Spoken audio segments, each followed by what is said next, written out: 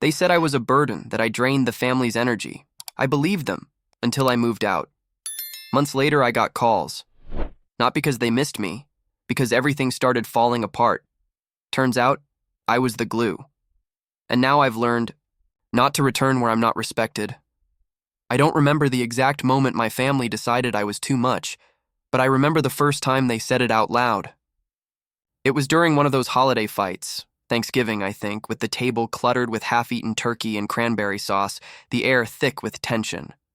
My mom, exasperated, her hands gripping the edge of the table, muttered, "You just drain the energy out of everyone, Sarah." It wasn't shouted. It wasn't even directed at me with eye contact, but it landed like a slap, sharp and cold. What hurt more was the silence that followed. My brother Jake nodded faintly, his eyes on his plate. My dad sighed, long and heavy, like he was agreeing without words. My older sister Emily just kept scrolling on her phone, her face blank. No one disagreed. No one said, "That's not true." It wasn't a heat-of-the-moment jab. It was a belief, spoken aloud, and it had been there for years, waiting to surface. I was 16 then, standing in the doorway between the dining room and the kitchen, holding a pitcher of water I'd gone to refill. I froze, my hands trembling around the glass, my throat tight. I wanted to say something, anything, but the words wouldn't come. Instead, I absorbed it, like I always did. If your family tells you who you are long enough, you start to believe them. And I believed I was the problem. I wasn't loud or rebellious. I didn't demand attention or throw tantrums. But I was present. Too present, maybe. I noticed things others didn't. The way Mom's shoulders tensed when Dad was late. The way Jake's jokes got sharper when he was stressed. The way Emily hid her sadness behind her phone. I asked questions nobody wanted to answer. "Are you okay? Why don't we talk about this?" I tried to bridge the gaps in a family that preferred to ignore them. And in a house where emotions were either buried or exploded, that made me the odd one out. They called me the sensitive one. But it wasn't a compliment. It came with an edge, a smirk, a roll of the eyes. When Jake snapped, Mom would hug him, say he was going through something. When Emily cried, Dad would sit her down, listen, promise to fix whatever was wrong. But when I got upset, when I dared to show I was hurting, I got sighs, eye rolls. "Sarah, don't make it. A big deal." My needs weren't big, but they were always too much, so I learned to shrink. I stopped saying what I felt. I stopped asking for what I needed. Instead, I became the fixer, the one who smoothed things over when Jake and Dad argued. The one who made Mom laugh when she was stressed. The one who listened to Emily's late-night rants and never told her secrets. I apologized first, even when I didn't know what I'd done wrong. I anticipated everyone's moods, tiptoed around their triggers, cleaned up their messes, literal and emotional. I was the glue, holding the fragile pieces of our family together. But no one noticed. Not really. They didn't see the weight I carried because I carried it so quietly. By the time I was in my early 20s, I'd perfected the art of being invisible. I was still living at home, working a part-time job at a bookstore while taking community college classes. Our house was a pressure cooker. Dad's long hours at the factory, Mom's stress over bills, Jake's aimless post-college drift, Emily's endless string of bad relationships. Everyone was dealing with something, and somehow, I became the one who kept it from boiling over. I'd wake up early to make coffee before Mom's shift, knowing she'd snap if she had to do it herself. I'd talk Jake down when he got in too, it with Dad over money or his lack of direction. I'd sit with Emily on the porch listening to her dissect her latest breakup, even when I had a paper due the next day. I didn't do it for praise. I did it because it felt like my role. If I didn't, who would? But the cost was high. I was exhausted, not just physically, but in a bone-deep way I couldn't explain.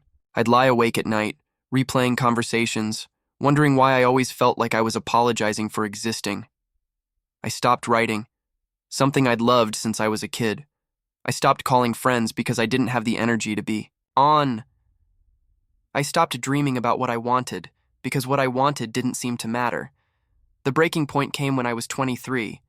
It was another family dinner, this time for Emily's birthday. The house was loud, chaotic, everyone talking over each other. Jake was complaining about his dead-end job, Mom was stressed about a leak in the roof, Dad was quiet, probably thinking about work. I'd spent the day baking Emily's favorite cake, even though I'd had to stay up late to finish a work project. I didn't mind, at least I told myself I didn't. But then Jake made a comment, casual, tossed out like it was nothing. Sarah's always so intense, you know? Like, chill out, it's just a birthday.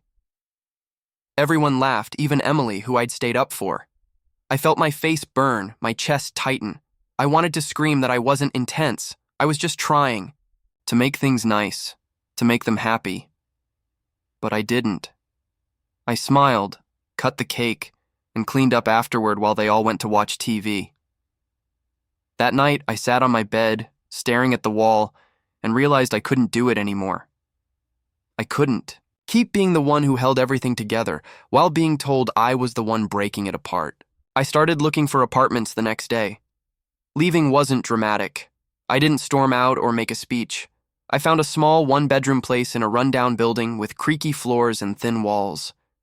I packed my things quietly, told my family. I was moving out for a change. Mom looked surprised but didn't argue. Dad nodded like it made sense. Jake shrugged. Emily said, "Good for you," but her voice was distracted, already somewhere else. The first night in my apartment, I cried. Not from relief or empowerment, but from grief. It felt like I'd failed, like I'd confirmed everything they thought about me, that I was too much, too sensitive, too draining to be part of the family. I lay on my second-hand mattress, listening to the neighbor's vacuum at midnight, and wondered if I'd made a mistake. The silence of living alone was terrifying at first. No arguments to mediate, no moods to navigate, no messes to clean up but my own. I kept waiting for the chaos to creep back in, but it didn't. Instead, something else started to happen. I began to notice myself. Not the version of me my family saw, but the real one. I started sleeping through the night, my body no longer braced for the next crisis. I ate meals slowly, savoring the taste instead of rushing to clean the kitchen. I laughed at sitcoms, real laughs, not the polite ones I used to fake. I took long walks in the park near my apartment, noticing the way the leaves changed with the seasons, something I'd never had time to see before. I started journaling, not to process pain, but to explore who I was when no one was watching. I wrote about small things, how the morning light hit my coffee mug, how it felt to buy a plant and keep it alive. I wrote about bigger things, too, what I wanted from life, what scared me, what made me hopeful. For the first time, I was listening to myself, and it felt like meeting a stranger I'd known forever. A friend from work, Maya, came over one evening.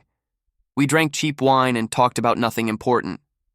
As she left, she hugged me and said, "You seem lighter, like you're not carrying the world anymore."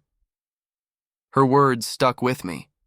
I hadn't realized how heavy the load had been until I set it down. I got a new job, too, a full-time role at a nonprofit that helped organize community events. It wasn't glamorous, but it felt meaningful, like I was building something instead of just holding things together. I started writing again, short stories and poems, things I hadn't touched since high school. I shared them with Maya, then with a small online writing group. People liked them.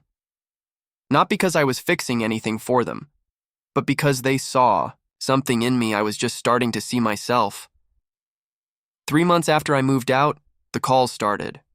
The first call was from Mom. Her voice was casual at first, asking how I was, but it quickly shifted. "Jake's been so lazy lately," she said. "He won't help with anything around the house. It's like no one listens to me anymore." She sounded tired, frayed, like she was holding something together and it wasn't working. A week later, Dad called. He wasn't one for long conversations, so I knew something was up. "Things are tense here," he said. "Your mom and Jake are always at each other's throats. Emily's checked out. I don't know what's going on." He paused, then added, "It's not the same without you." Then Emily. She called late one night. her voice thick with tears. I don't know who to talk to anymore, she said. It's like everyone's fighting and I'm stuck in the middle. You always made things feel stable, even when it was a mess. Each call was the same. They'd start with a vague, "How are you?" then pivot to what was falling apart. The dishwasher broke and no one figured out how to get it fixed. Jake stopped doing his chores, leaving Mom to pick up the slack. Emily and Dad argued over her staying out too late. The house felt like a pressure cooker again, but this time, there was no one to release the valve. They didn't say they missed. Me, not really. They missed what I did. The way I smoothed over arguments, anticipated needs, kept the peace. They missed the glue. It hit me then. I hadn't been the burden. I'd been the balance. All those years I'd spent shrinking, apologizing, believing I was too much. I'd been the one holding the family together. I wasn't draining their energy. I was giving it, pouring myself into their cracks to keep them from breaking apart. But they hadn't seen it. And they still didn't. I listened to their calls, gave short, kind responses. That sounds tough, I'd say, or I'm sure you'll figure it out.